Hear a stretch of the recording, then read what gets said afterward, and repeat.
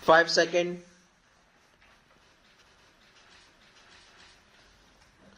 Start. Mr. Vice Chairman, sir, at the outset, I must express my thanks to the honorable members on both sides of the House who have participated in the discussion on the 10th five-year plan document. Honorable members will very kindly appreciate that within the short time at my disposal, it will not be possible for me to clarify all the points which they have raised during the course of the discussion. I am going to confine my remarks to certain important aspects of the discussion, though I have taken note of almost all points which honorable members made during the course of the discussion. At the onset, I must also say that one of the honorable members was pleased to ask what is the purpose of having this kind of a discussion 1.5 years or almost 2 years after the plan has started. I do not know whether the honorable members do recollect that my predecessor, Mr. Tiwari, had circulated a note to all the members of this House, particularly about the 10th plan framework, and he expected that the honorable members will be able to send their remarks to the minister and also to the planning commission, so that before the draft document of the 10th plan is prepared and finalized, their views could be taken into account.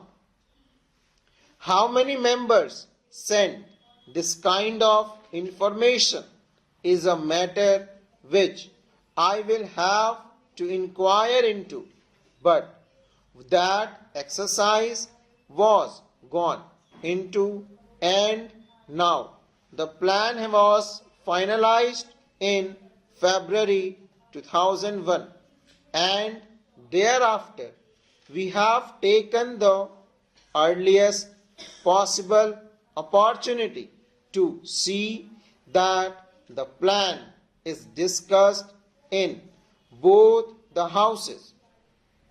Sir, I am aware to the fact that the international situation and also the internal situation in which this 10th five-year plan has been finalized will definitely have some kind of an impact on the plan document as it was prepared and how we will be succeeding in trying to avoid the adverse effects it might have on the achievement of the physical targets that we have set for ourselves at the end of the 10th five-year plan.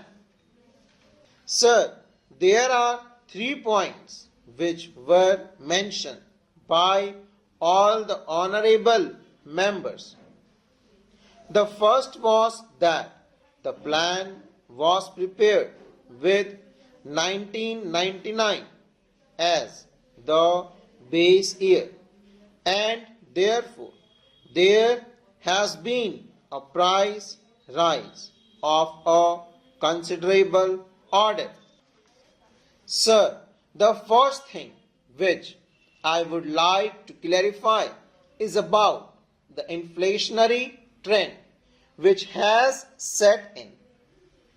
One of the honorable member, Shri Shankar Ghosh, a very experienced member of this house who had also been in the planning commission and knows the intricacies of how the things are being worked out, has been pleased to state here that the rate of inflation is very high, and added to that the balance of payment position is going to be very bad compared with the percentage that we have worked out for the 10th plan as a whole for imports. For the first year, the import bill has risen very high. Then, how is this assumption going to be correct? That is the point, and the very valid point which he raised during the course of the discussion. Sir, he also mentioned about the Honorable Finance Minister making his speech at Kanpur, wherein he seems to have made a reference that a little inflationary trend is a kind of a stimulant to the economy. Sir, the inflationary trend we cannot view in isolation. Honorable Shri Shankar Ghosh will definitely agree with us that there are two factors which will have to be taken into account. The first factor is the international situation which is now obtaining. Secondly, whether we like it or not, we have to import the oil products. If they are to be imported, can we take a serious view of the situation? That is a thing which I am sure most of the honorable member there will be able to appreciate.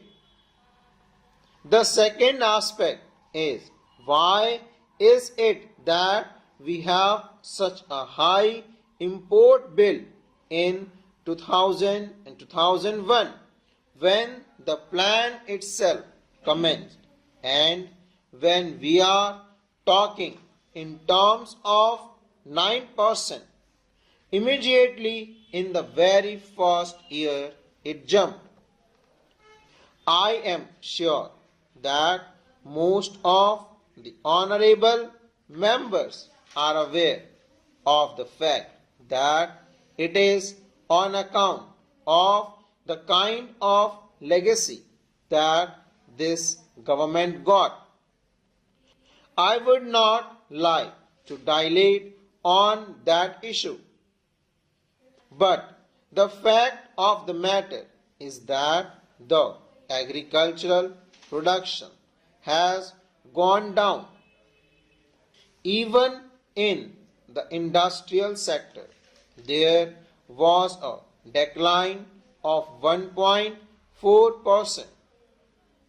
The coal production has considerably gone down in terms of production, and the electricity generation was at the lowest. If we had to make a beginning, which in fact is within the control of the government of India, with these infrastructural facilities which will have to be provided both in the agricultural sector and the industrial sector. Concerted effort will have to be made. Full stop.